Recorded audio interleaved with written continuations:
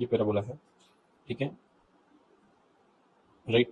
तो इस पे टच करेगा तो यहाँ पे 4,6 होगा, राइट। और यहाँ पे 4,6 होगा कहीं, तो ऐसा कोई 90 डिग्री का एंगल बनेगा, ठीक है, टच करने पे, और ऐसा कोई सर्कल बनेगा, राइट, अज्यूम कर लेते हैं। और ये है एक्चुअली यहाँ पे भी टच करता है a,0, तो यहाँ पे क्या टच करेगा, तो अगर a, टच पे यहाँ पे टच करेगा बच्चों, तो देखो यहाँ पे ये एग्जैक्टली सेम होगा, ए लोकेशन ए तो सेम होगा, और अपन वाई कोऑर्डिनेट को के मान लेते हैं। अगर आप वाई कोऑर्डिनेट को के मानोगे तो इसका रेडियस भी ये होगा, तो एक्चुअली उस सर्कल का रेडियस क्या होगा के, तो उसका इक्वेशन क्या होगा, x minus a whole square plus y minus k whole square equal to r square के स्क्वायर, राइट ना। x minus x1 y minus y one, x minus x1 whole square और y minus y one whole square equal to k, अगर उसका किसी circle का radius और उसका centre दिया हो, राइट।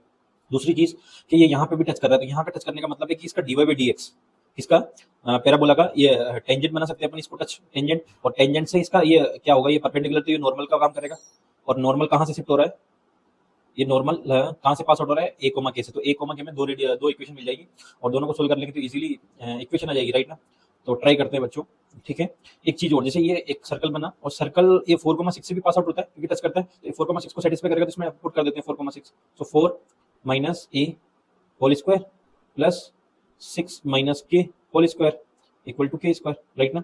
अब सेम चीज में अगर डी बाई डी एक्स इसका निकाल के और इसका नॉर्मल का स्लोप निकाल लेते तो क्या होगा, इसका डिफरेंशिएट करें तो Y square equal to 9x का डिफरेंशिएट करें तो कितना हो गया, 2y d y by d x is equal to 9, right ना। So d y by d x कितना आ गया आपका बच्चों, minus 9 by plus 9 by 2y, right.